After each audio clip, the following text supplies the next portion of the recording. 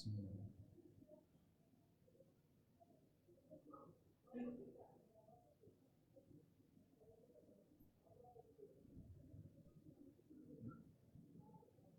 Assalamualaikum warahmatullahi wabarakatuh.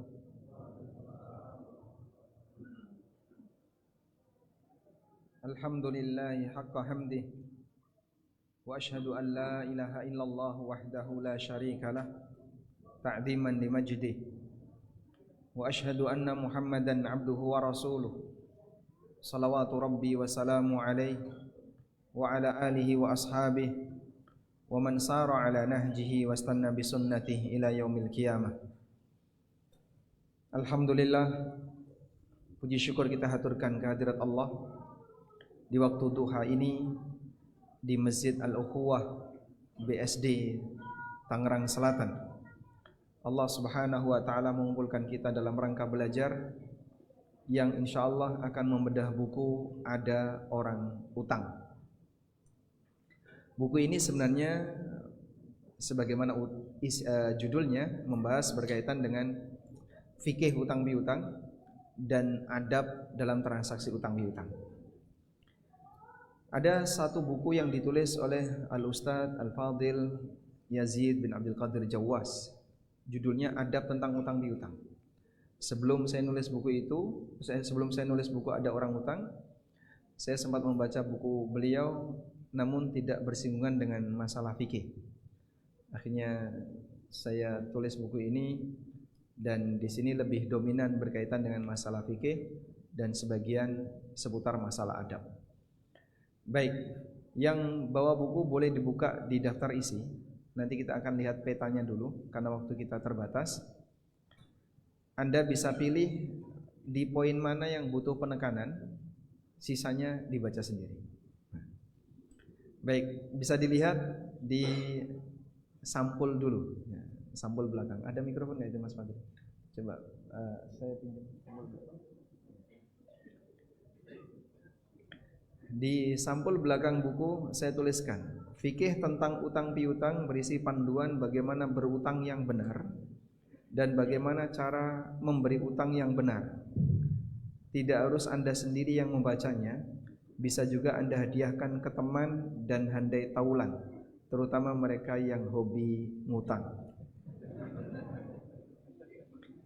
Buku ini bisa juga digunakan sebagai pengganti kata-kata menagih utang, biar Anda tidak kecapean menjelaskan maksud Anda. Saya doakan semoga utangnya cepat lunas atau dilunasi. Harapan yang punya utang, utangnya cepat lunas. Harapan yang memberi utang, utangnya cepat dilunasi. Jadi kalau Bapak kasihkan buku ini kepada orang yang punya utang, itu isyarat apa? Nagih. Baik, sekarang coba kita lihat ya isinya. Pertama, memahami akad utang. Di situ ada pembahasan tentang perbedaan istilah antara ad-dain dengan al-qard. Jadi istilah utang bisa disebut ad-dain, bisa juga disebut dengan al-qard. Yang kedua, beda antara utang dengan wadiah. Yang ketiga, beda antara utang dengan mudharabah. Orang sering bilang akad bagi hasil, tapi sejatinya akadnya akad utang.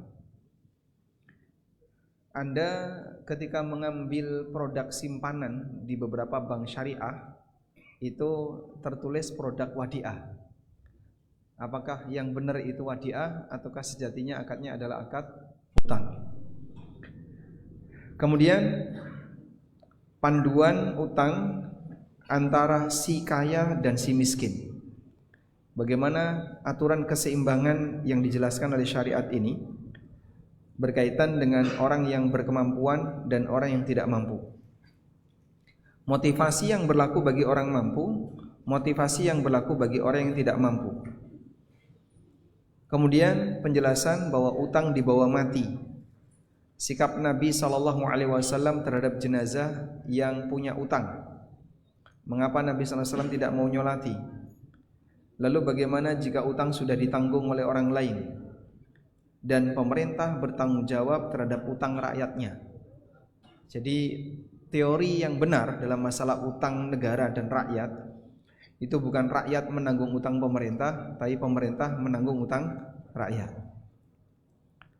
Utang negara siapa yang harus menanggung? Berikutnya, berutang itu halal tapi tidak dianjurkan. Buktinya Nabi kita SAW punya utang, dan bahkan sampai beliau meninggal dunia utangnya belum lunas. Yang melunasi Abu Bakar. Setelah beliau jadi khalifah, baju besi yang digadaikan oleh Nabi SAW kepada orang Yahudi ditebus oleh Abu Bakar. Selanjutnya, karena dia tidak dianjurkan, maka jadikan utang ini sebagai pilihan yang terakhir. Dan di antara solusi yang bisa dilakukan adalah berikan barang gadai agar beban Anda lebih ringan. Lalu hikmah gadai Nabi SAW dengan Yahudi. Karena yang jadi pertanyaan, kenapa kok beliau utang ke Yahudi? Tidak utang ke Utsman bin Affan, atau utang ke Abdurrahman bin Auf, atau ke Sa'ad bin Ubadah, atau ke sahabat Sa'ad bin Abi Waqqas, atau sahabat-sahabat yang lain, termasuk juga ke Abu Bakar As-Siddiq yang mereka punya kelonggaran harta. Tapi kenapa utangnya ke Yahudi? Ya, ibaratnya kalau tempat kita, kenapa nggak diboikot saja itu Yahudi? Malah Nabi SAW beli dari Yahudi. Nah, itu dibahas di hikmah gadai Nabi SAW dengan Yahudi. Jadi Nabi SAW utang ke Yahudi untuk apa, Pak? Membeli gandum, membeli bahan makanan. Beliau utang ke Yahudi untuk membeli bahan makanan pokok, membeli gandum. Lalu digadaikan baju besi Nabi SAW. Kemudian tips agar mudah melunasi utang. Pembahasan tentang pengaruh niat ketika utang. Orang yang niat tidak mengembalikan dihukumi sebagai pencuri kelak di yaumil qiyamah. Doa melunasi utang dan kisah keajaiban doa utang. Selanjutnya adab Al-Quran terkait utang. Ada 4 adab yang disebutkan dalam Al-Quran. Pertama, mencatat transaksi utang piutang. Yang kedua, menghadirkan saksi. Yang ketiga, ada baiknya disediakan barang gadai.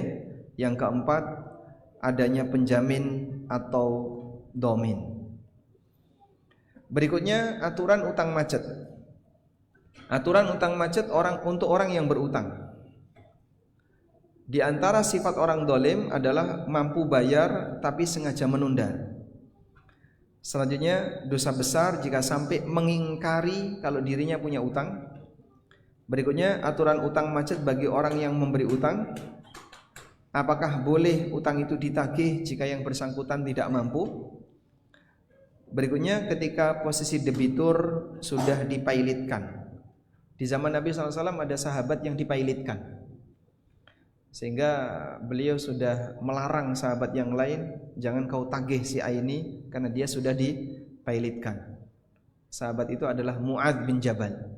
Mu'adz itu pernah dipailitkan oleh Rasulullah SAW. Maka kasus dipailitkan di zaman sekarang itu sudah pernah ada di zaman Rasulullah SAW. Selanjutnya, apakah penjara bisa membebaskan utang? Lalu pembahasan tentang hawalah, pengalihan utang. Di sini ada kajian masalah hukum hawalah, dalil disyariatkannya hawalah, rukun syarat hawalah, konsekuensi akad hawalah, beberapa kondisi yang terjadi dalam proses hawalah. Nah, kasus hawalah yang kita jumpai di masyarakat kita adalah menjual nota tagihan. Saya suplai barang ke perusahaan A, tapi perusahaan tidak langsung bayar. Atau saya ikut proyek di pemerintah, tapi pemerintah bayarnya 6 bulan ke depan, bahkan bisa lebih. Saya hanya dikasih sebuah nota tagihan. Nanti kalau Anda bawa ini untuk nagih akan dibayarkan sesuai yang tertuang di situ, sampai bulan sekian, tanggal sekian. Nah, karena ini mengganggu cash flow saya, maka nota tagihan tadi saya cairkan ke tempat orang lain, anjak piutang.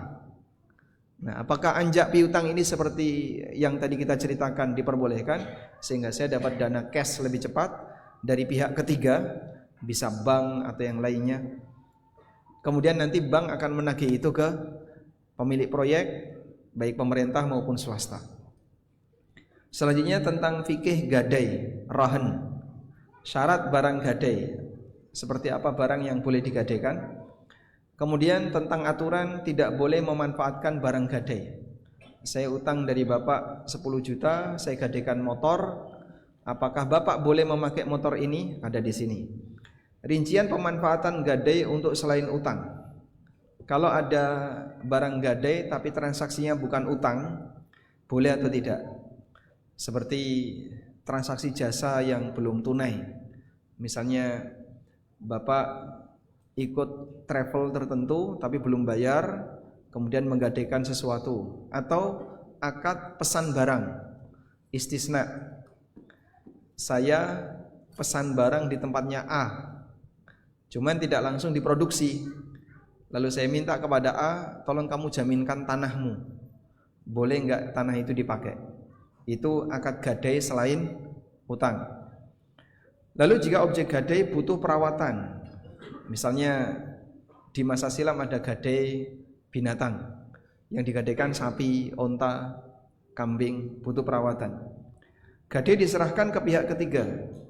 Gadai tidak otomatis pindah hak milik, walaupun utang tidak dilunasi. Sehingga nggak bisa kalau sampai detik ini, sampai tanggal sekian, kau tidak bayar utang, maka otomatis barang gadaimu jadi milik saya. Nah seperti itu nggak bisa. Hukum gadai BPKB dan sertifikat tanah. Apakah bisa gadai dalam bentuk surat berharga? Termasuk di masa sekarang cukup mudah. Serahkan KTP 1 jam cair. Sehingga di antara benda padat yang mudah dicairkan adalah sertifikat BPKB KTP. Itu benda padat yang mudah dicairkan. Kemudian penjelasan antara utang dan riba. Pertama, melunasi utang dengan ada kelebihan. Rinciannya mana yang boleh, mana yang tidak. Ada di halaman 139. Kemudian hadiah sebelum utang lunas. Aturan ketiga, utang tidak memutus silaturahmi. Sehingga kalau kakak adik terlibat transaksi utang, lalu mereka berkunjung, saling berkunjung ketika lebaran, boleh enggak bawa hadiah? Kemudian hukum hadiah dari bank. Yang kelima, menggabungkan utang dengan jual beli. Contoh ya, saya ngasih utang ke petani atau ke peternak untuk biaya tanam atau biaya pembibitan. Tapi saya syaratkan, nanti kalau panen wajib dijual ke saya. Itu namanya menggabungkan utang dengan jual beli. Kemudian pelanggaran di dunia perbankan dan masyarakat. Yang keenam, biaya administrasi untuk akad utang. Akadnya utang tapi ada biaya adminnya, boleh enggak seperti itu? Selanjutnya pembahasan tentang utang dan inflasi. Pertama, utang uang bayar emas, utang dolar bayar rupiah. Yang kedua, inflasi tidak diperhitungkan dalam akad utang. Bagaimana jika ada perubahan harga yang sangat signifikan? Jadi kalau inflasinya inflasi yang serius, yang disebut dengan hiperinflasi, utang tahun 70 dibayar tahun 2025. Bagaimana solusinya? Sehingga dulu waktu tahun 70 utangnya 500.000, bisa dipakai beli tanah 10 hektar. 2025 500.000 dipakai apa itu? Ngurus tanah aja nggak cukup. Lalu solusi yang diberikan oleh Majma' Fikih Islami. Bolehkah bayar utang di masjid? Kemudian utang dalam keluarga, utang suami, utang istri. Apakah istri wajib menanggung utang suami? Apakah suami menanggung utang istri? Apakah anak wajib menanggung utang orang tua? Bagaimana jika suami utang ke istri atau sebaliknya? Bagaimana jika orang tua utang ke anak atau sebaliknya? Berikutnya, ketika ada sengketa utang, lupa jumlah nominal utang, ditagih punya utang tanpa bukti, mengklaim sudah lunas, tapi yang kreditor yang memberi utang mengatakan belum lunas. Keempat, mau melunasi utang tapi tidak ketemu pemiliknya. Misalnya Anda utang tapi mau bayar sudah hilang kontak. Bagaimana solusinya? Lalu yang terakhir, pembahasan tentang zakat utang piutang. Zakat utang, zakat piutang, dan membayar zakat dalam bentuk pembebasan utang. Walhamdulillah. Pilih mana?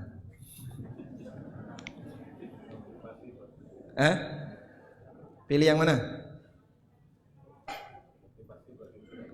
Motivasi bagi yang tidak mampu. Satu. Ada lagi? Bayar utang tidak tahu orangnya. Baik, sudah hilang kontak. Ada lagi? Utang dan riba. Sebentar dulu, ibu-ibu mau ngomong apa? Utang suami istri. Ya. Apakah istri wajib nanggung utang suami? Lanjut, apa lagi? Utang negara nanggung. Ada lagi yang sebelah sini. Utang orang tua dan anak. Ada lagi? Semuanya.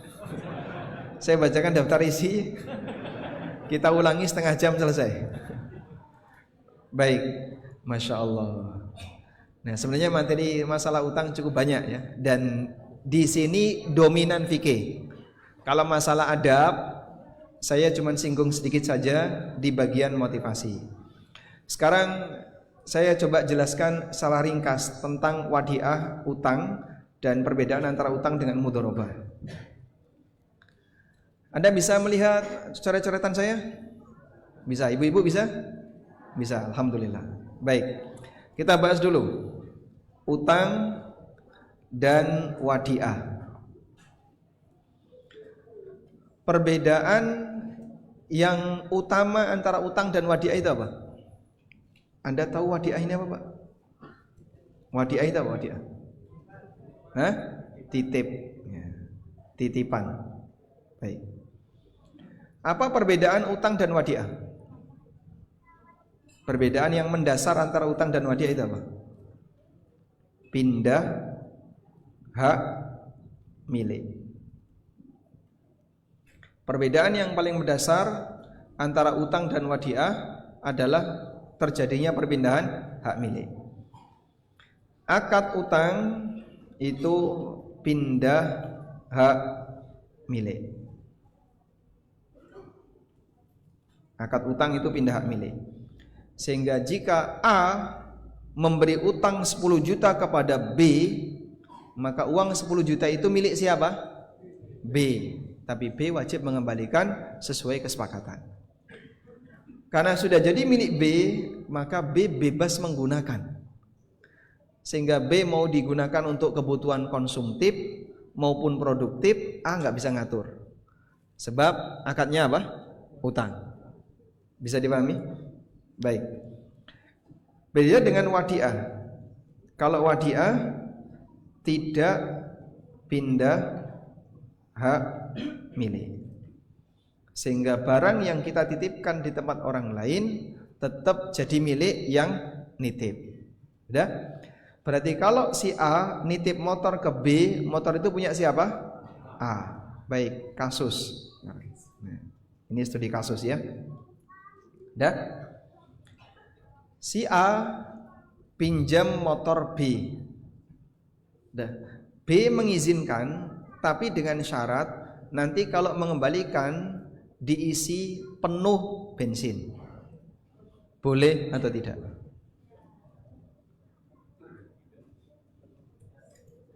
Si A pinjam motor ke si B, tapi dengan syarat nanti kalau mengembalikan bensinnya harus diisi penuh. Sehingga pas pinjam bensinnya kosong. Terus dia isi dulu, dia pakai. Nah nanti kalau pas mengembalikan bensinnya dipenuhi. Boleh atau tidak? Boleh atau tidak? Pemerasan. Jadi nggak boleh karena memeras. Nah, tapi kan si B menggunakan motor itu.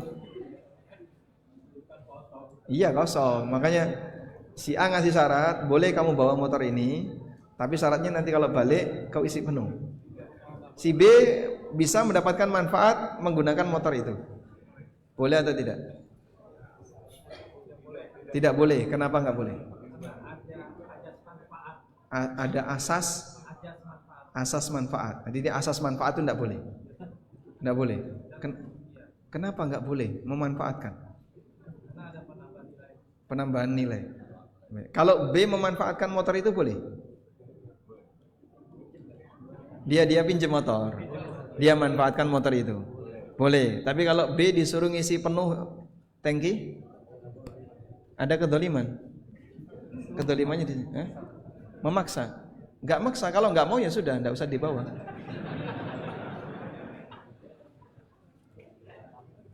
Boleh atau tidak? Baik, yang jawab boleh angkat tangan. Insyaallah. 1, 2. Yang jawab tidak boleh. Jumhur menjawab tidak boleh. Terjadi khilaf ya. Baik. Coba lihat ini, Pak. Akad pinjam. Sejatinya yang terjadi apa itu? Pindah hak guna. Pindah hak guna. Sehingga ketika A meminjamkan motor ke B, maka hak guna motor berpindah dari A ke B. Baik.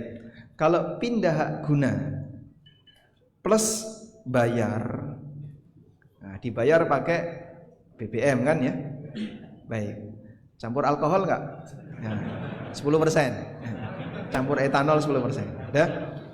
Jadi kalau diminta untuk bayar pakai BBM sepenuh tangki, berarti akadnya jadi apa ini? Sewa. Sehingga pinjem tadi berubah jadi sewa. Paham? Baik, kasus ya. A B A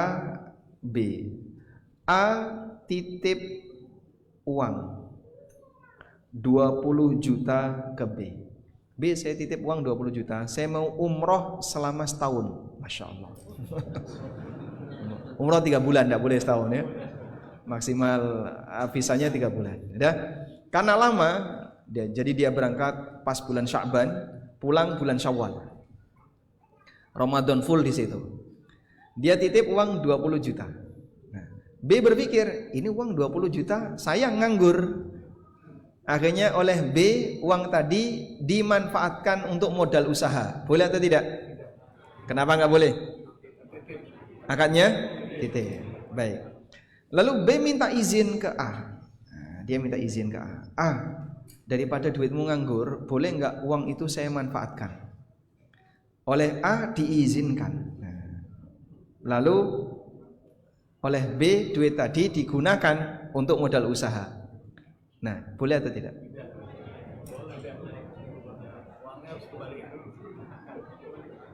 Boleh atau tidak? Tidak. Boleh. Tidak boleh. Baik. Ketika A mengizinkan B memanfaatkan uang itu, jadinya apa? Hah? Ada 2 kemungkinan. Bisa utang, bisa investasi. Bisa mudharabah. Kalau A tidak minta bagi hasil, berarti akadnya utang. Sehingga dalam posisi ini A ke B 20 juta tadi berubah jadi utang. Yang awalnya wadiah bisa berubah jadi utang. Sehingga terjadi perubahan akad karena ada perubahan konsekuensi. Kalau wadiah nggak boleh dimanfaatkan. Begitu, udahlah silakan kau manfaatkan ya, tapi nanti 3 bulan balikin. Pas saya pulang balikin. Siap. Nah, maka akadnya jadi apa? Hutang. Jelas atau belas? Alhamdulillah. Lanjut ya. Sekarang kita beralih ke akad hutang dan mudharabah atau investasi. Apa perbedaan yang paling mendasar antara akad hutang dan mudharabah? Perbedaan yang paling mendasar adalah dijamin. Utang dijamin, sehingga terjadi resiko apapun wajib dikembalikan. Konsekuensinya, jika ada resiko apapun berarti apa? Wajib dikembalikan. Maka kasus A dan B tadi 20 juta dipakai jualan cilok, bangkrut. Apakah B wajib mengembalikan? Wajib. Kenapa? Karena akadnya utang. Sebab utang itu dijamin. Sudah? Kebalikannya, akad mudharabah. Dalam akad mudharabah, modal tidak boleh dijamin. Jika modal dijamin, transaksinya jadi riba. Sehingga jika A memberi modal 20 juta ke B, nanti kalau untung kita bagi hasil ya. Tapi kalau rugi nggak usah ada bagi hasil, tapi tolong dikembalikan. Rugi tolong dikembalikan. Berarti apa itu? Dia minta modalnya dijamin. Nah, kalau modalnya dijamin, maka tidak boleh ada bagi hasil. Mudharabah dengan minta modal dijamin itu sama dengan akad riba. Paham? Nabi SAW pernah mengatakan, la ribhu ma lam yudman. Tidak boleh ada keuntungan yang tidak menanggung resiko kerugian. Dalam sebuah hadis dari sahabat Abdullah bin Amr, Rasulullah SAW pernah mengatakan, wala ribhu ma lam yudman. Tidak boleh ada keuntungan yang tidak menanggung resiko kerugian. Sehingga siapa yang mau untung, maka dia harus siap dengan resiko rugi. Itulah prinsip mudharabah. Jelas insyaallah ya? Baik. Makanya kalau ada orang, saya ikut modal ya. Dia ngomongnya ikut modal. Tapi dalam klausul perjanjian, jika nanti terjadi resiko dalam usaha, kerugian dalam usaha, maka sesuai kesepakatan modal akan dikembalikan tanpa bagi hasil. Modal dikembalikan tanpa bagi hasil. Boleh atau tidak? Boleh atau tidak? Ya, akadnya jadi utang.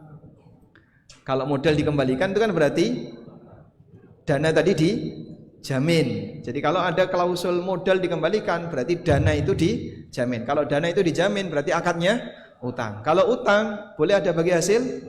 Enggak boleh. Kalau ada bagi hasil namanya utang, ada bagi hasil sama dengan riba. Jelas? Baik, kita lanjutkan. Pembahasan berikutnya adalah berkaitan dengan motivasi antara si kaya dan si miskin. Kita coba menuju halaman 14.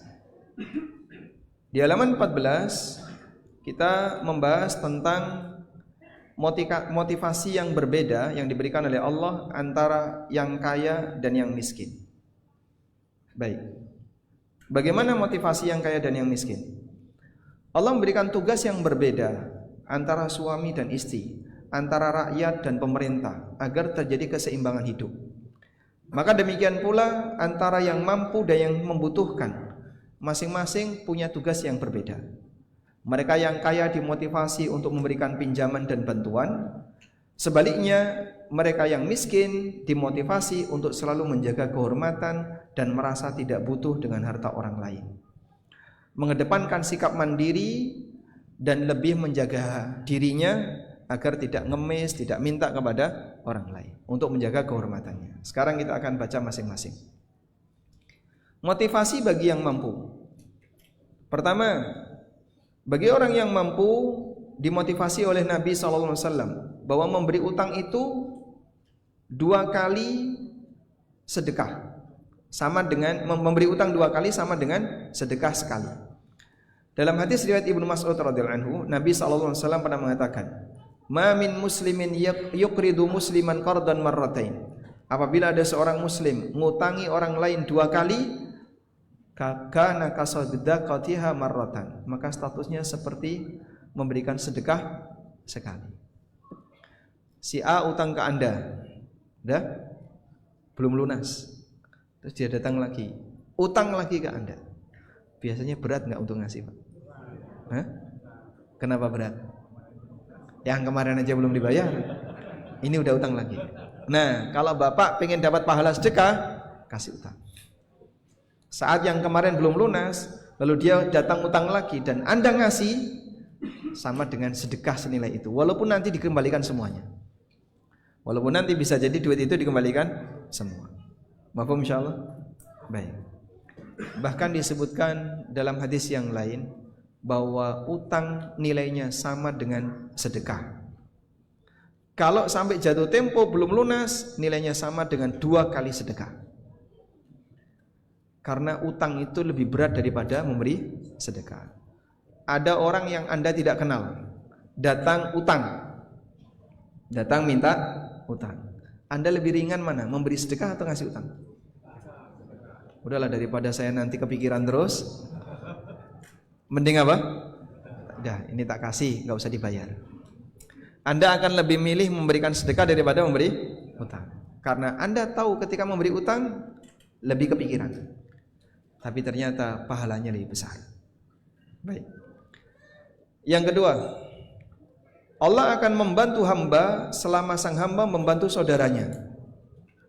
Dari Abu Hurairah radhiyallahu anhu, Nabi sallallahu alaihi wasallam bersabda, "Man naffasa an muslimin qurbatan min kurabid dunya." Siapa yang memberikan kemudahan bagi seorang muslim ketika dia mengalami kesulitan dunia, nafasallahu anhu qurbatan min kurabi yaumil qiyamah. Allah akan berikan kemudahan baginya ketika dia mengalami kesulitan di hari kiamat. Masya Allah. Sehingga Anda yang punya jabatan misalnya, si A ini kesulitan untuk ngurus tertentu, Anda bantu dengan jabatan Anda. Anda bantu dengan Anda punya link atau hubungan dekat dengan aparat misalnya. Maka ini salah satu di antara memudahkan muslim ketika dia punya kesulitan. Wa man yassara 'ala mu'sirin yassarallahu 'alaihi fid dunya wal akhirah. Dan siapa yang memberikan kemudahan bagi orang yang mengalami kesulitan, maka Allah akan berikan kemudahan baginya di dunia dan di akhirat. Siapa yang menutupi aib seorang muslim, Allah akan menutupi aibnya di dunia dan di akhirat. Siapa yang enggak punya aib di sini? Tidak ada. Semua kita punya aib. Namun giliran ada aib saudara kita yang sedang viral, kita ikut memviralkan. Apalagi mohon maaf kalau yang punya kasus adalah ustadz. Masya Allah, itu lebih viral dibandingkan kalau yang punya kasus ya. Kalau yang punya kasus jamaahnya ustadz. Wallahu fi aunil abdi ma kana al abdu fi auni akhi. Dan Allah akan senantiasa menolong hambanya selama sang hamba menolong saudaranya. Dan bagian dari bentuk menolong adalah memberi utang kepada yang bersangkutan. Baik, disinilah kita mendapatkan satu kesimpulan, al jaza'u min jinsil amal, bahwa yang namanya balasan itu berbanding lurus dengan amal. Amalnya menolong, dibalas menolong. Amalnya meringankan, dibalas meringankan. Amalnya memudahkan, dibalas oleh Allah dengan kemudahan.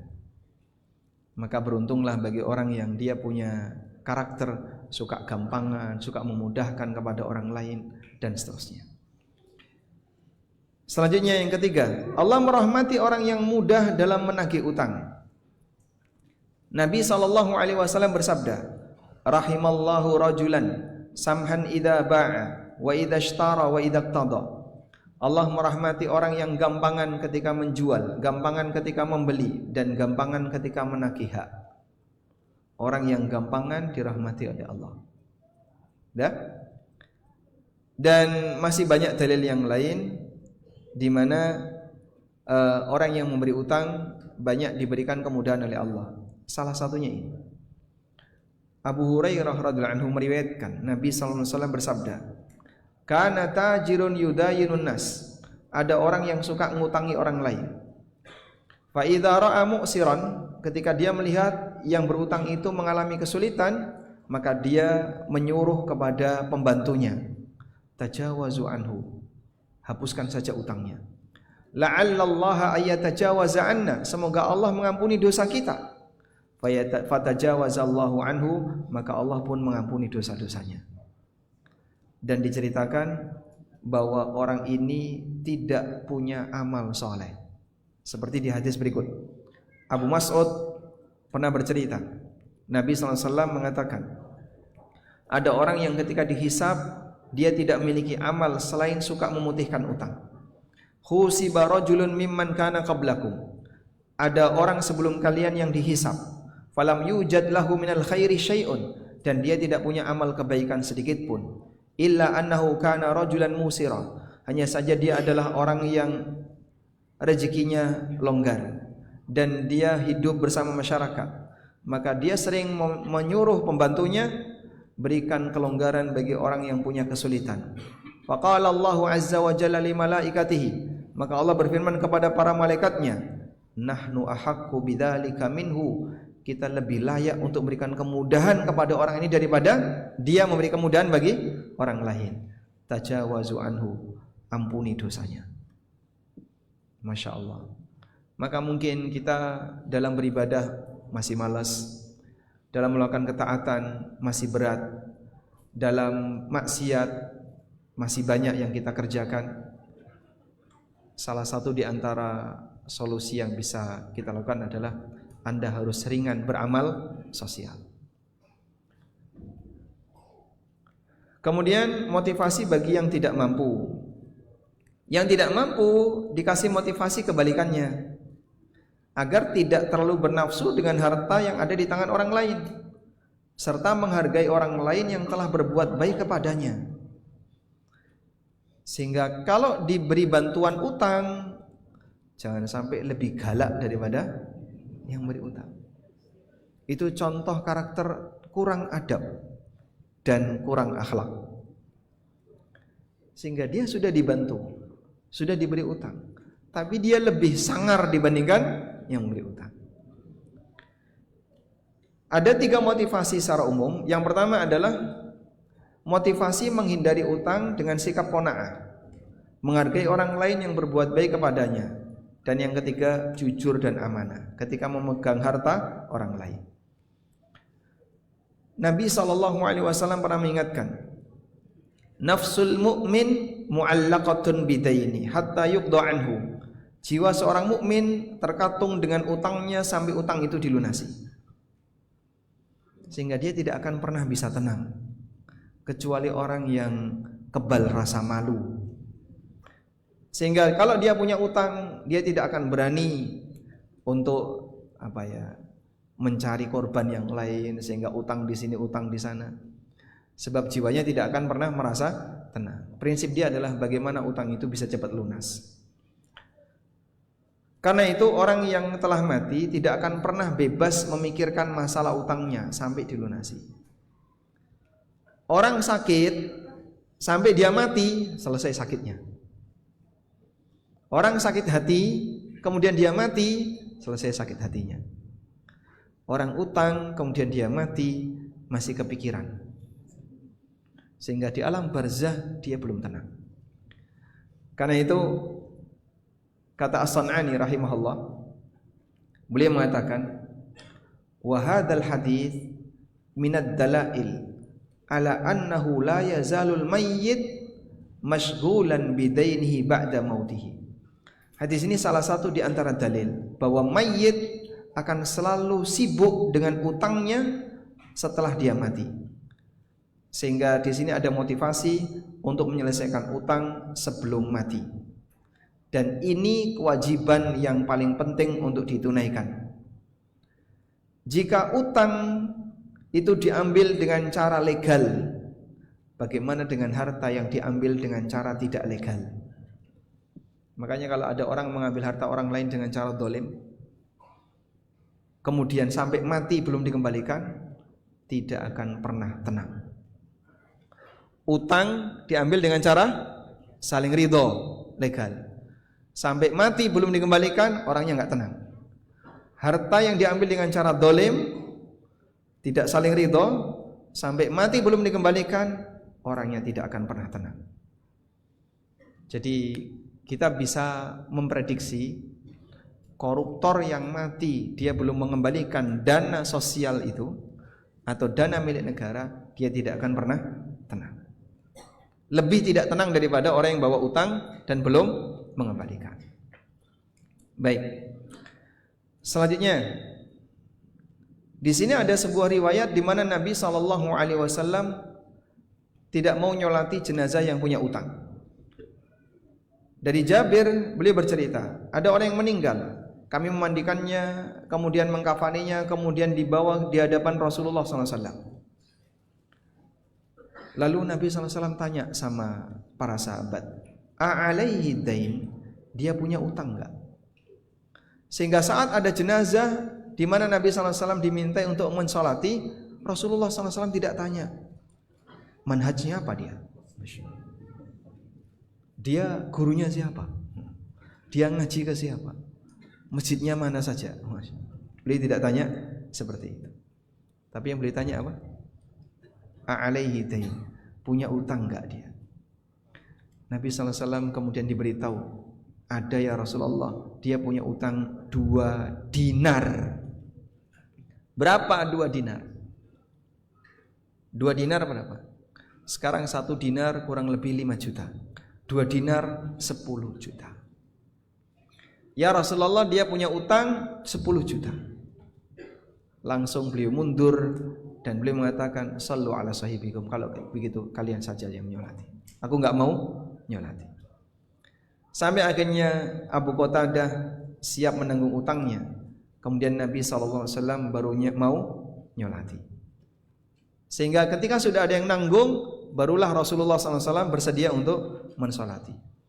Nah, ulama beda pendapat. Apakah ini juga berlaku bagi yang lain, ataukah khusus untuk Nabi SAW? Ada 2 pendapat di sana. Pendapat yang pertama, ini khusus untuk Nabi. Sehingga Nabi SAW tidak mau nyolati jenazah yang punya utang, hanya khusus untuk beliau. Dalilnya adalah karena doa Nabi SAW itu syafaat, dan berbeda dengan doa manusia biasa. Baik, maka kalau zaman sekarang ada orang yang mati punya utang, tidak perlu harus kita hindari, kita boleh nyolati, dan tidak perlu tanya apakah dia punya utang atau tidak. Yang kedua, ini berlaku untuk seluruh pemuka masyarakat selain Nabi SAW. Sehingga berdasarkan hadis ini dianjurkan bagi pemuka masyarakat seperti para kiai, para ustadz, para ajengan, dan orang-orang tokoh agama, dianjurkan jika ada jenazah yang mati punya utang untuk tidak ikut nyolati. Biarlah yang nyolati masyarakat umum yang kira-kira doanya kurang mustajab. Sementara yang ahli ibadah, tokoh masyarakat, mereka yang agamanya baik, dianjurkan tidak nyolati. Tujuannya apa? Sebagai hukuman sosial. Dan ini akan memberikan efek jerah, sehingga masyarakat tidak akan meniru.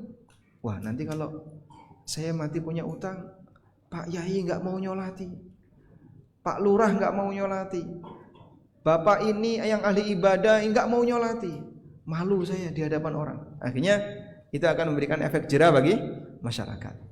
Sehingga dikiaskan dengan hal ini adalah semua muslim yang mati dalam keadaan punya utang atau su'ul khotimah. Sehingga fulan, dia muslim Pak, sholat, tapi pas mati dalam keadaan mabuk, maka tokoh masyarakat dianjurkan tidak nyolati. Dan dia terus terang, saya nggak mau nyolati. Itu akan jadi efek sosial, efek jerah, sehingga yang lain akan waspada. Sudah? Nah, hukuman sosial seperti ini di masa Nabi SAW diterapkan. Kalau sekarang hukuman sosialnya beda. Apa? Saya nggak mau ikut tahlilan. Nah, itu dianggap hukuman sosial.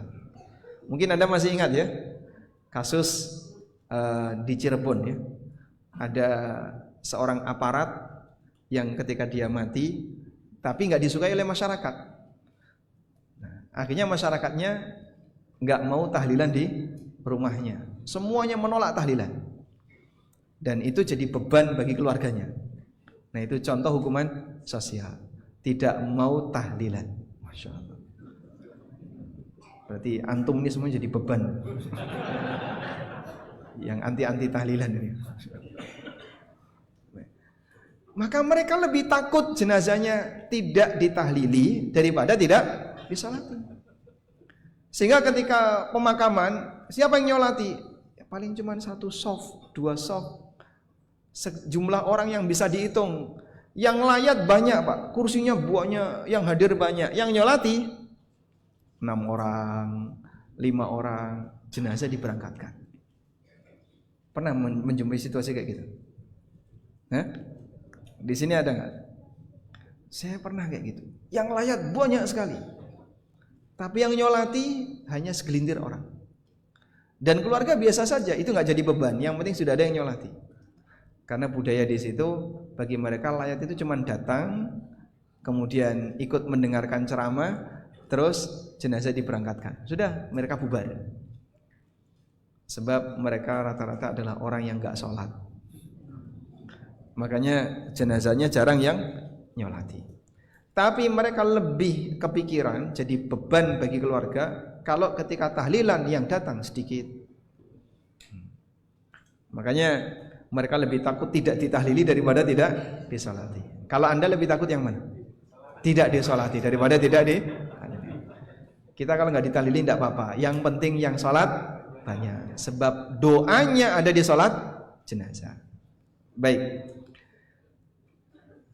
Kemudian setelah Abu Qatadah melunasi, Rasulullah SAW mengatakan, Al-ana baradat alaihi jildu. Sekaranglah wahai Abu Qatadah, kulitnya baru bisa mendingin.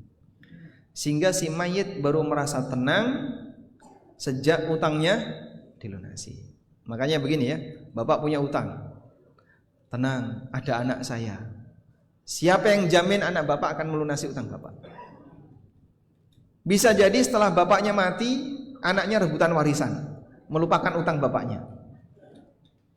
Dan banyak anak ketika ditagih utang bapaknya, dia nggak mau bayar. Karena merasa, oh sayang nanti warisan saya jadi berkurang.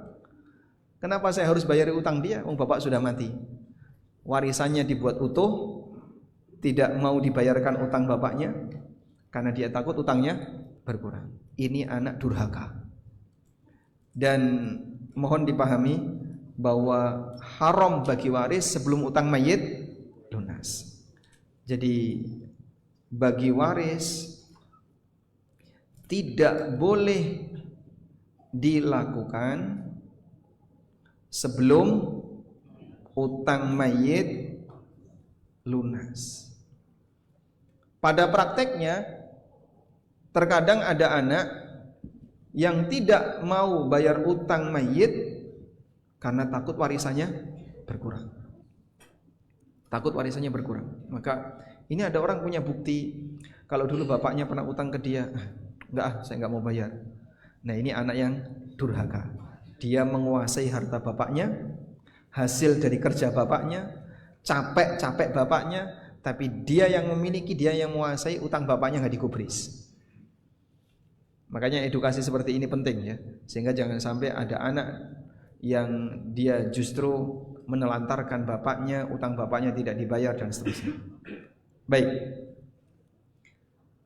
Selanjutnya, motivasi yang kedua, utang itu menakut-nakuti diri sendiri. Sehingga orang yang utang itu nambahi beban jiwanya. Rasulullah SAW pernah bersabda, La tukhifu anfusakum ba'da amniha. Janganlah kalian menakut-nakuti diri kalian setelah Allah memberikan jaminan keamanan kepada kalian. Qalu, maka para sahabat bertanya, wa madzaka ya Rasulullah? Apa yang dimaksud memberi jaminan keamanan itu ya Rasulullah? Apa yang dimaksud menakut-nakuti diri itu ya Rasulullah? Kata beliau, ad-dain, utang. Sekarang Anda lihat syariat agama. Syariat agama ini pernah ditawarkan oleh Allah untuk diemban oleh langit, bumi, dan gunung. Inna aradnal amanata 'alas samawati wal ardi wal jibal. Kami pernah tawarkan syariat ini kepada langit, bumi, dan gunung, makhluk-makhluk yang besar. Fa abaina ayyahmilnaha, namun mereka enggak sanggup untuk menanggungnya. Wa ashfaqna minha, dan mereka ketakutan. Wa hamalahal insan, tapi itu diemban oleh manusia. Sehingga syariat agama ini langit, bumi dan gunung nggak sanggup, lalu diemban oleh siapa? Oleh manusia. Yang manusia ini kalau ditaruh di gunung, Pak, kayak satu titik, lebih lembut daripada debu. Sehingga Anda yang berada di sini, gunung mana yang bisa Anda lihat?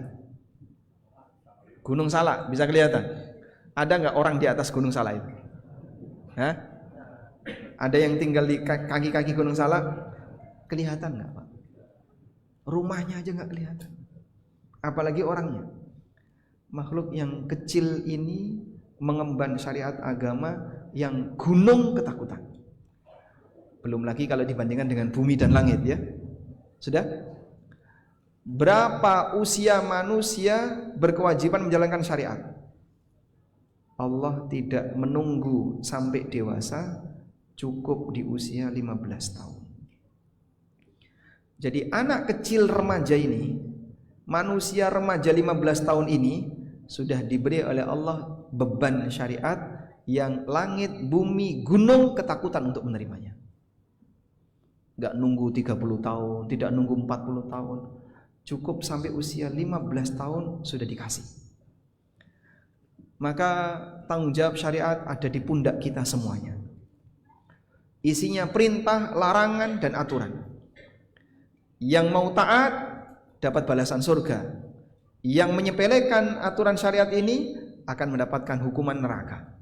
Sehingga langit, bumi, dan gunung ketakutan. Nah, setelah dikasih beban syariat seperti ini, masih ditambahi beban utang. Makanya Nabi SAW mengatakan, utang itu sama dengan menakut-nakuti diri sendiri. Kamu itu sudah punya beban syariat, begitu kamu utang, tambah beban. Belum lagi nanti ditambahi beban kepemimpinan, jadi pemimpin. Ini tambah beban. Sehingga begitu lelaki menikah, dia punya satu beban, istrinya. Dia punya anak, tambah beban. Makin sering nikah, sering punya anak, punya banyak beban. Bukan sering nikah, ya. Pensiunan, bebas beban. Jadi kalau ada orang yang mencalonkan diri jadi pemimpin wilayah A, pemimpin B, itu sama dengan orang yang minta beban. Padahal bisa jadi akan ada orang yang nuntut dia besok di yaumil qiyamah. Rakyatnya yang enggak terima, ini yang enggak terima, akan nuntut dia di hari kiamat. Baik. Nah, setelah kita baca seperti ini jamaah, lalu ada orang yang utang, si A utang sama si B. Saat si A utang sama si B, kemudian A bilang kepada B, B, perhatikan ya, utang itu sedekah wahai B. Utang itu membantu orang lain, kamu akan dibantu oleh Allah kalau membantu orang lain. Nah, ini orang salah dalil.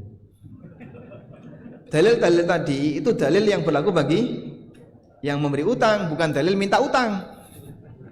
Kalau dalil minta utang ya yang seperti ini. Nabi SAW berlindung, jangan sampai punya utang, jangan sampai pailit. Itulah dalil yang seharusnya dikedepankan bagi orang yang mau utang. Wallahu a'lam. Baik, satu tema lagi. Sekarang kita sudah di jam 10:30.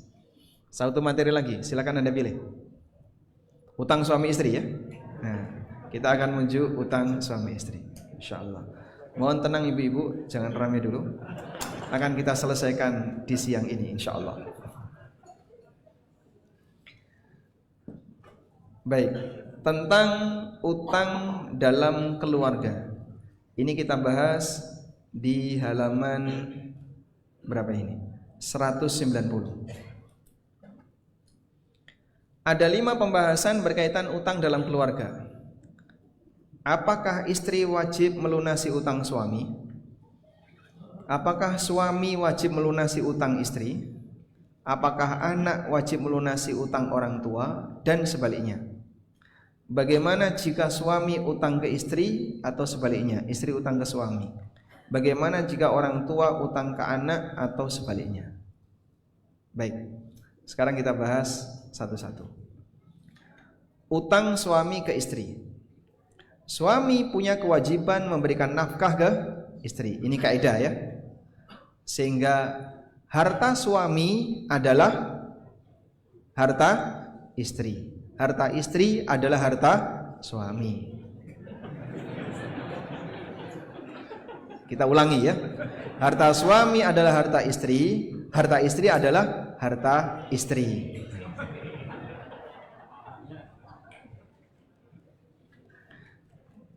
Koreksi. Kita koreksi. Sebagian harta suami adalah milik istri, sebagian ya. Sebagian besar atau kecil?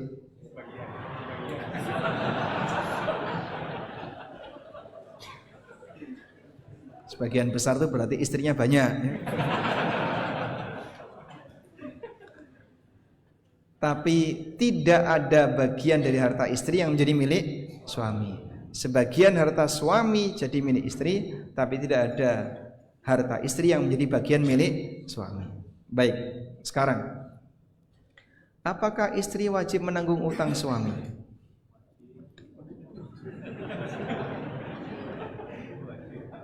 Baik, pertanyaan untuk bapak-bapak. Apakah istri wajib menanggung utang suami? Wajib. Karena istri yang bawa uang suami. Makanya kalau utang suami, istri harus yang bayari. Baik, kita lihat. Istri, berapapun jumlah hartanya, tidak berkewajiban untuk menanggung nafkah suaminya. Karena harta istri menjadi murni milik istri. Catat Bu. Harta istri menjadi murni milik istri. Allah menegaskan bahwa harta istri menjadi miliknya dan tidak ada seorang pun boleh mengambilnya kecuali dengan kerelaan istri. Bahkan sampai pun harta yang berasal dari suami. Mahar itu berasal dari siapa? Suami.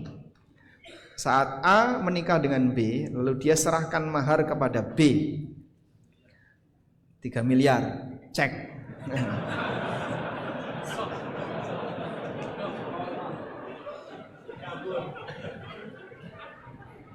Baik. Berarti milik siapa duit ini?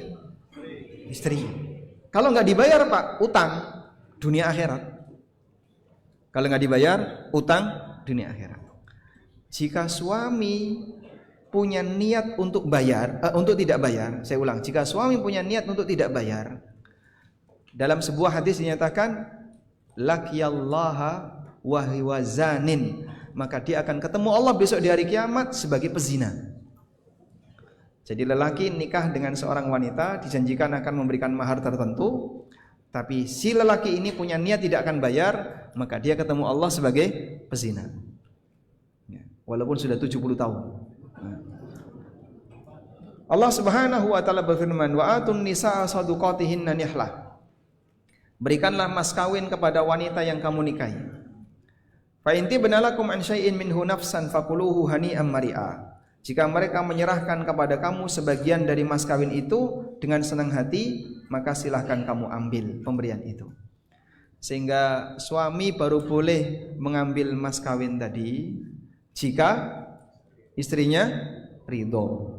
Kalau istrinya nggak ridho, dia tidak boleh mengambil mas kawin tadi. Walaupun asal mas kawin itu dari mana? Suami. Baik.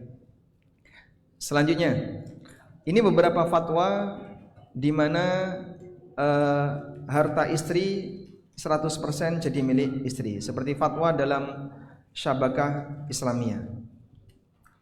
Kita lanjutkan. Dengan demikian,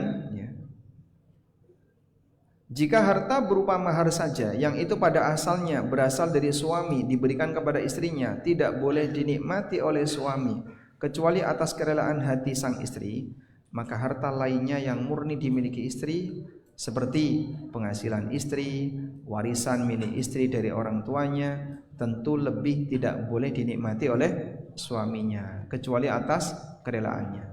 Dengan demikian istri tidak wajib menanggung utang suami karena istri tidak wajib menafkahi suami. Catat ya.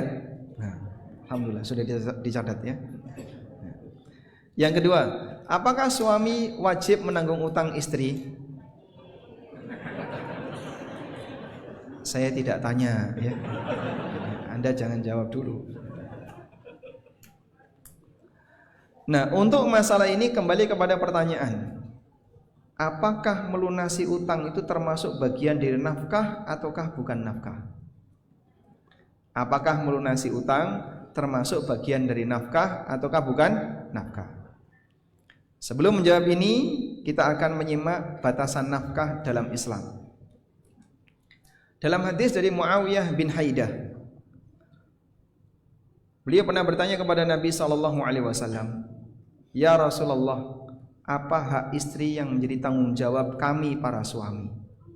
Lalu Nabi SAW mengatakan, "Antut'imaha idza ta'imta." Kau ngasih makan ke istrimu jika kau makan. Wa taksuha idza tasaita. Kau ngasih pakaian ke istrimu sebagaimana kau berpakaian.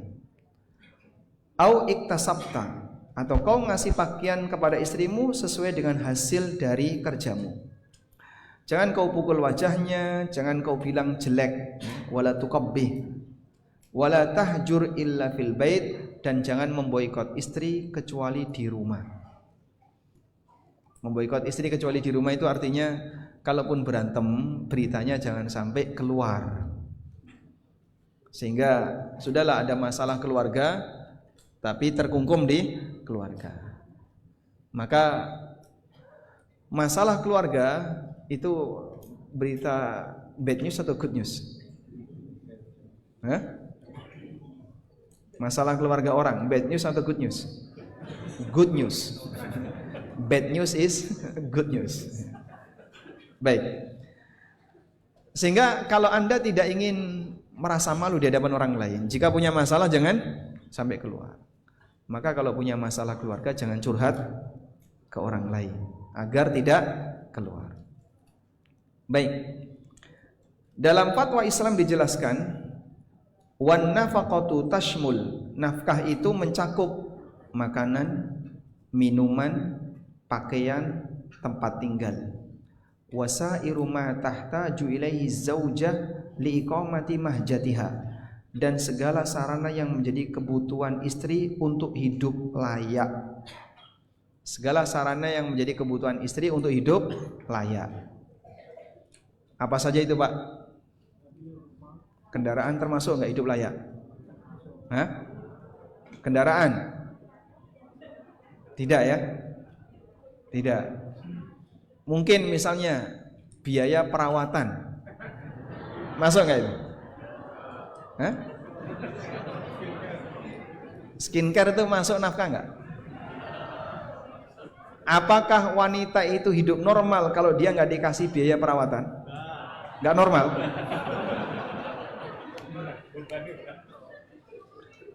Jadi kalau nggak ada skincare, nggak ada sabun, nggak ada odol, nggak ada. Sehingga dia kalau mandi pakai daun bidara. Gosok gigi pakai kereweng, tahu kereweng, Pak? Genteng yang dilembutin itu, Pak. Pakai gosok gigi. Kira-kira kalau ada wanita seperti itu tampilannya apa, Pak? Menakutkan ya. Nah, kalau seperti itu berarti nggak normal. Nah, ketika nggak normal, maka berarti kebutuhan nafkah, kebutuhan perawatan bagian dari nafkah. Baik. Maka berdasarkan pengertian di atas, utang istri bisa kita bagi menjadi dua. Utang istri bisa kita bagi menjadi dua.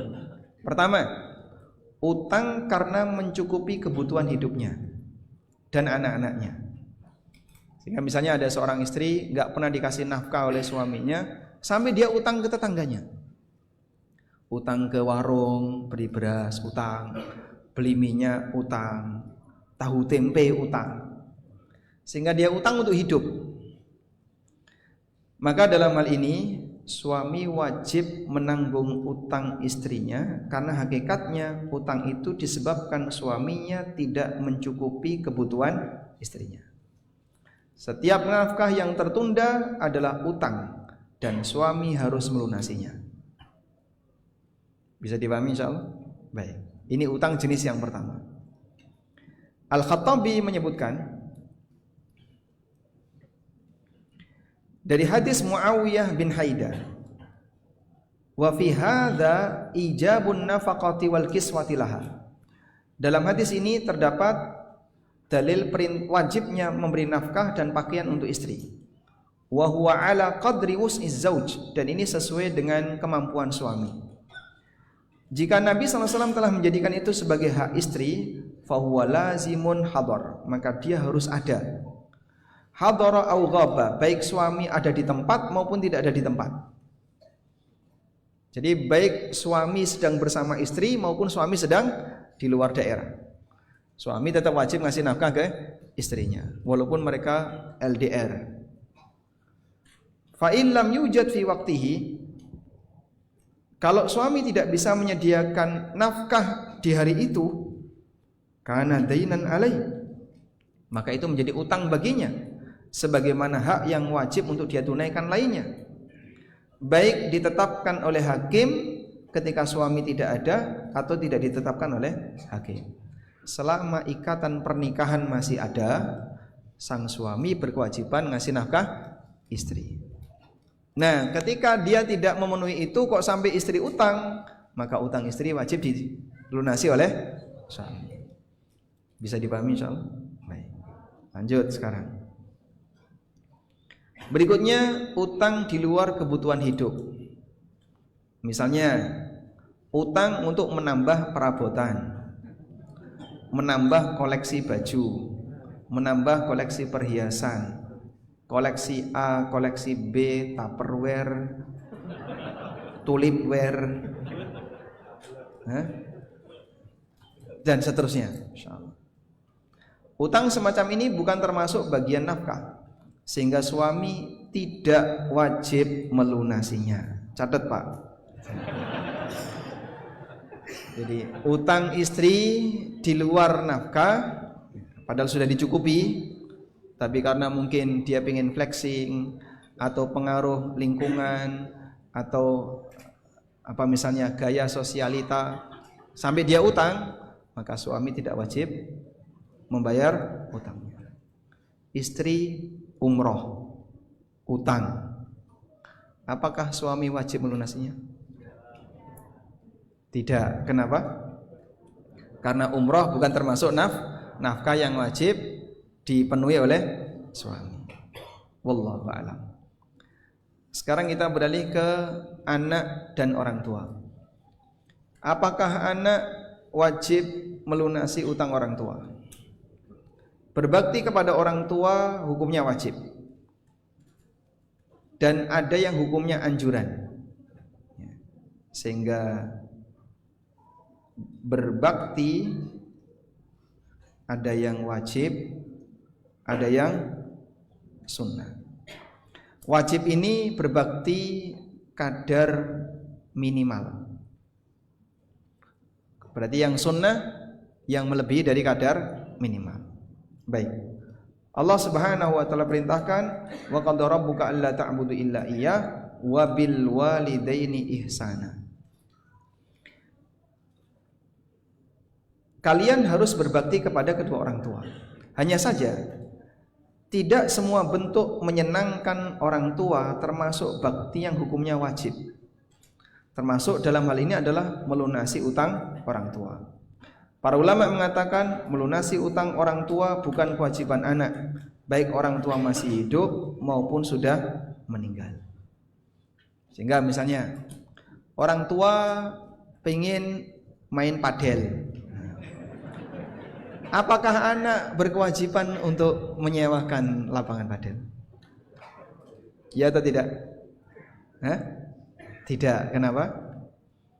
Ini bukan termasuk bakti yang hukumnya wajib. Tapi kalau misalnya anak berbaik hati, kemudian bapaknya dijak main padel, ya, ini kebaktian yang sifatnya sunnah. Dalam Mawahibul Jalil, Syarah Mukhtasar Khalil, Ar-Ru'aini mengatakan, idza kana alaihi dainun faqada'uhu muqaddamun 'alal haji bila khilaf. Bi khilafi daini abihi fa innahu yuqaddamul hajja alaihi. Jika si A punya utang, maka melunasi utang dia sendiri diutamakan daripada berangkat haji, tanpa ada perbedaan pendapat ulama. Berbeda dengan utang bapaknya. Utang bapaknya, jika bapaknya punya utang, maka si A boleh mendahulukan haji dibandingkan utang bapaknya. Karena haji itu wajib, sedangkan utang bapaknya tidak wajib. Ya? Utang pribadi didahulukan daripada haji. Utang orang tua dengan haji didahulukan haji daripada utang orang tua. Karena melunasi utang orang tua tidak wajib. Baik. Kemudian penulis mengatakan, wa dainu abihi laisa alaihi halan wala muajjalan. Fa fi'lu ma yajibu alaihi aula min fi'li ma la yajibu alaihi. Utang ayah tidak menjadi kewajiban untuk dilunasi oleh anaknya, baik segera atau yang bertempo. Mengerjakan apa yang menjadi kewajiban pribadinya, yaitu berhaji, lebih baik daripada melakukan apa yang bukan menjadi kewajibannya. Baik. Bisa dipahami ya? Nah. Saya kasih contoh langsung aja.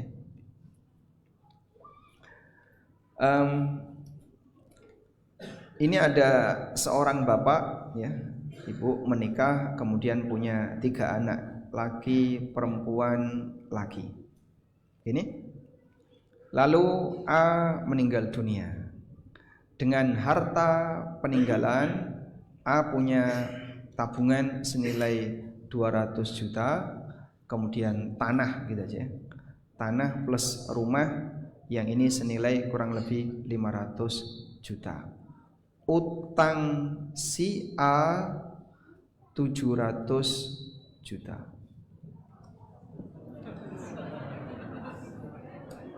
Ya. Pertanyaannya, apakah L wajib melunasi utang A? Apakah anaknya wajib melunasi utang A? Wajib atau tidak? Hah? Tidak. Berarti biarin aja.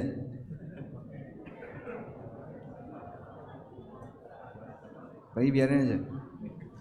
Gimana solusinya? Hah? Harta peninggalan ini dipakai untuk nutupi utang.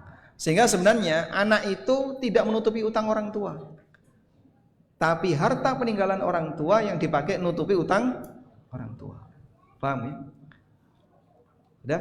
Kalau misalnya Pak, utangnya lebih gede dari ini, anggaplah utangnya sekarang 900, berarti kan kurang. Nah yang 200 itu anak tidak wajib untuk menutupi. Tapi kalau utangnya kurang dari warisan, ya, misalnya utangnya 300, maka yang 300 dipakai nutupi, sisanya boleh bagi waris. Jadi dalam kasus orang tua yang meninggal punya utang, kalau ada yang tanya, apakah saya wajib melunasi utang bapak? Hakikatnya bukan kamu melunasi utang bapakmu, tapi harta bapakmu yang dipakai melunasi utang bapakmu. Anak itu nggak ikut campur di situ. Dia cuma menyerahkan saja, ini harta peninggalan bapak, saya serahkan untuk nutupi utang bapak. Karena warisan belum boleh dibagi sebelum utang lunas. Lain kasusnya kalau bapaknya tidak meninggalkan harta waris tapi punya utang. Nah kalau seperti itu anak tidak wajib mengeluarkan harta pribadi untuk nutupi utang. Maka terkadang anak tidak perlu merasa berjasa bagi orang tuanya. Aku telah nutupi utang bapak saya. Padahal sebenarnya itu bukan hutang, bukan dana miliknya. Itu adalah harta bapaknya, warisan dari bapaknya. Dia tidak melunasi utang bapaknya, tapi utang bapak dilunasi dengan harta peninggalan bapaknya. Wallahu a'lam. Walhamdulillah, sudah selesai. Kalau utang anak, apakah wajib dilunasi bapak? Tergantung tadi, yang nafkah tadi ya. Kalau anak utang karena nafkah, maka bapak wajib melunasi. Tapi kalau anak utang di luar nafkah, bapak tidak wajib melunasi. Anak punya utang kantin 5 juta. Apakah orang tua wajib melunasi? Hah? Nah, ditanya, kamu kenapa utang kantin sampai 5 juta? 3 tahun sekolah nggak pernah dikasih uang saku. Berangkat jam 6, pulang jam 3 sore. Nggak ada uang saku. Maka anak lapar siang hari, utang kantin. Total 5 juta selama 3 tahun. Wajib dilunasi bapak? wajib. Kenapa? Nafkah. Wallahu a'lam. Baik, waktu kita tinggal 10 menit. Baik, insyaallah. Pertanyaannya ada berapa? Pertanyaannya ada 50.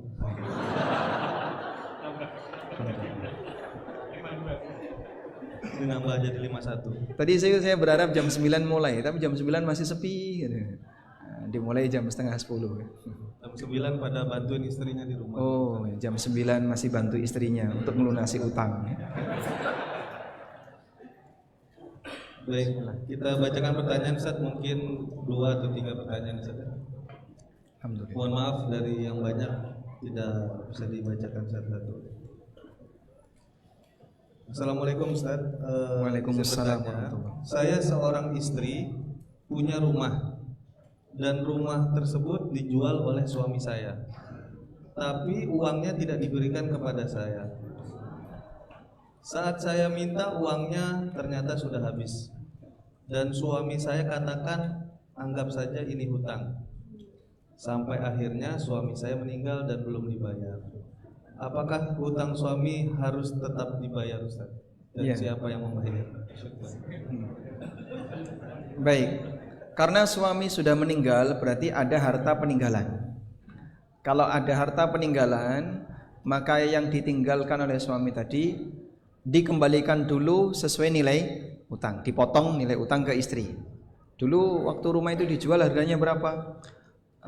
500 juta, maka potong 500 juta. Sudah? Kalau masih ada sisa dari harta peninggalan tadi, baru dibagi waris. Nah, saat dibagi waris, istrinya dapat juga, dapat jatah warisan. Misalnya kalau suami punya anak, berarti istri dapat berapa? 1/8. Sudah?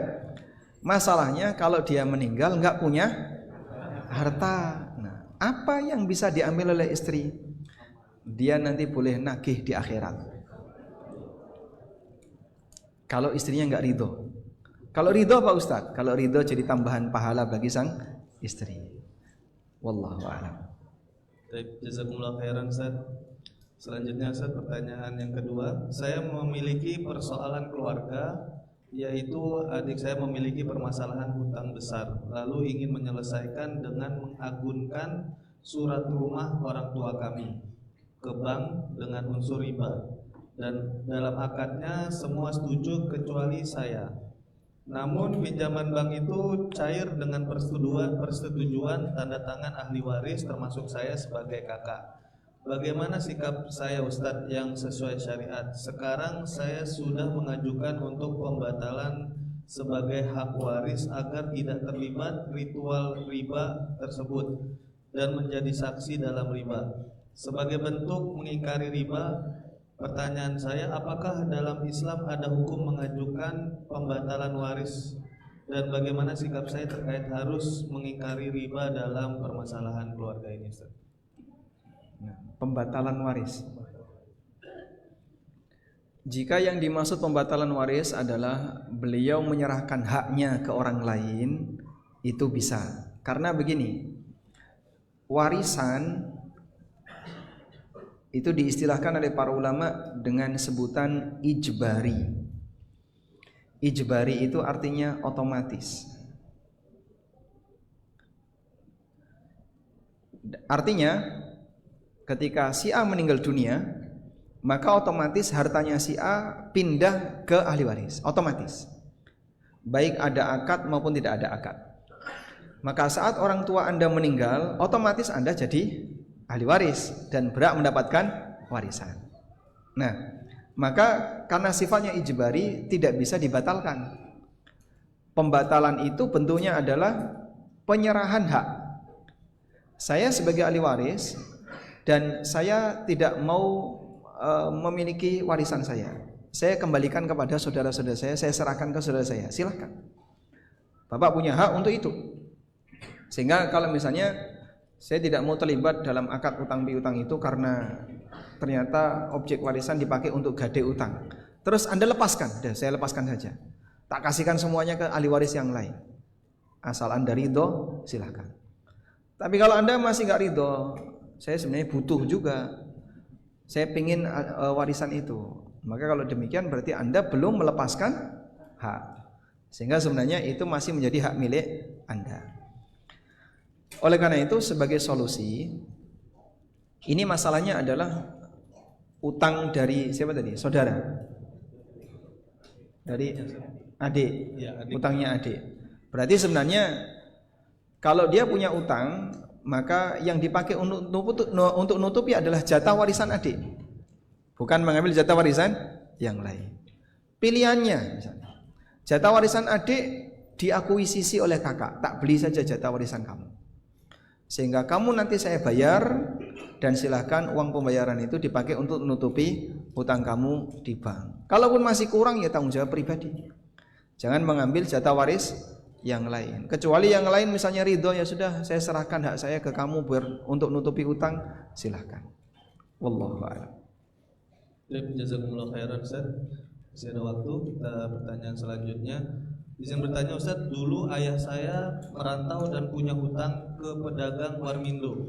Sedangkan sekarang pedagangnya sudah pindah atau ganti orang. Dan ayah saya sudah tidak merantau lagi karena sakit lama dan sudah sepuh juga. Sedangkan kami anak-anaknya tidak tahu lagi mesti mencari atau dapat nomor pedagang tersebut karena sudah bertahun-tahun.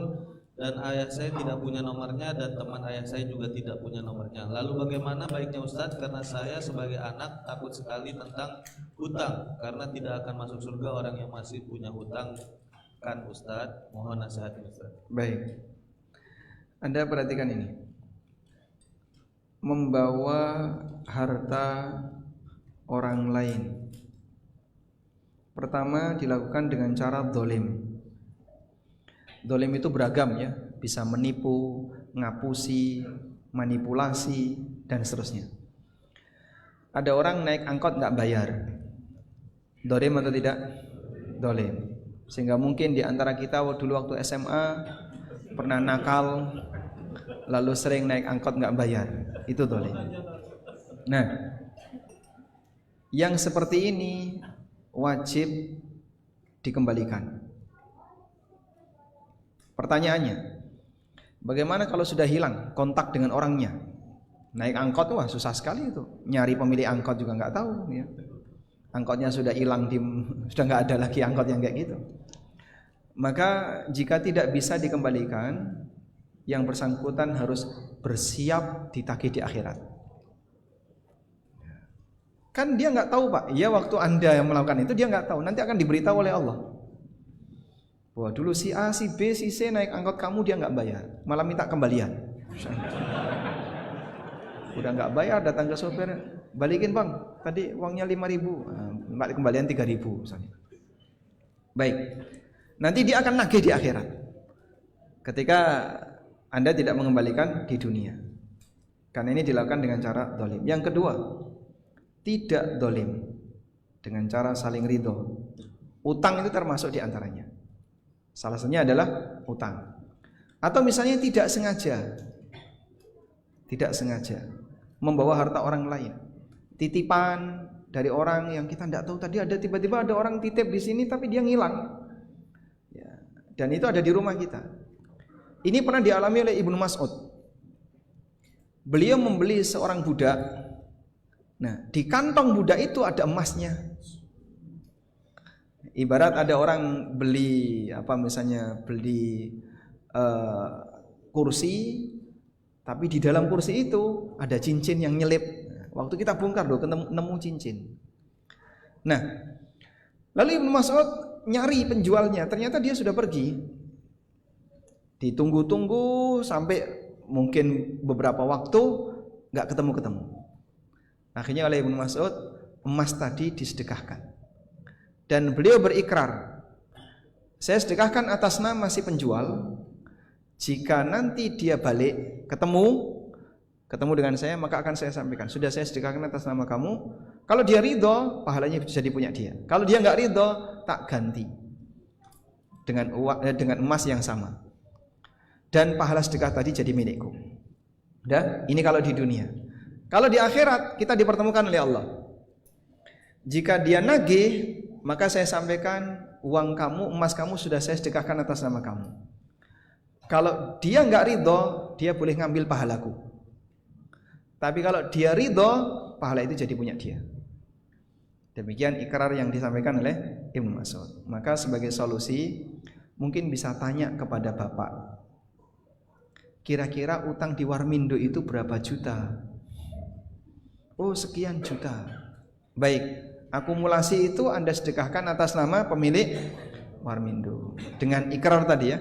Kalau yang bersangkutan ridho jadi milik dia, kalau nggak ridho nanti dia akan ngambil pahala, tapi digantikan dengan pahala sedekah yang sudah Anda bayarkan.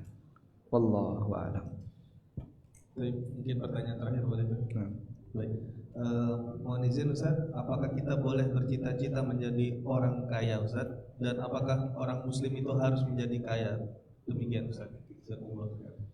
Kalau yang kedua nggak benar ya. Apakah orang muslim harus kaya? Nabi SAW mengakhiri hidupnya dalam keadaan beliau punya utang. Dan warisan yang ditinggalkan oleh Nabi SAW hanya beberapa sok gandum, beberapa takar gandum, tidak lebih dari itu. Namun bolehkah kita bercita-cita jadi orang kaya? Boleh-boleh saja, kembali kepada niat. Kalau dia niat pengen jadi orang kaya agar bisa membantu orang lain, agar bisa beramal baik dengan hartanya, insya Allah jadi pahala dengan niatnya tadi. Walaupun bisa jadi dia miskin abadi. Berniat jadi kaya biar bisa bantu orang lain dan tulus niatnya, tapi tidak terwujud sehingga dia miskin terus sampai mati. Insya Allah dapat pahala niat. Sebagaimana disebutkan dalam hadis dari Abu Kabsyah Al-Anmari. Ada orang yang ada 4 jenis manusia. Manusia pertama diberi oleh Allah harta dan agama. Dia gunakan hartanya untuk ketaatan. Manusia yang kedua diberi oleh Allah agama. Dia ngerti ilmu agama, punya takwa, tapi tidak diberi harta. Lalu orang ini punya niat yang tulus untuk mendermakan. Andaikan dia punya harta, dia akan menderma dengan harta. Namun sampai mati dia nggak kaya. Kata Nabi SAW, fahuma biniyatihi fa ajruhuma sawa. Dengan niatnya pahala orang ini sama dengan orang pertama.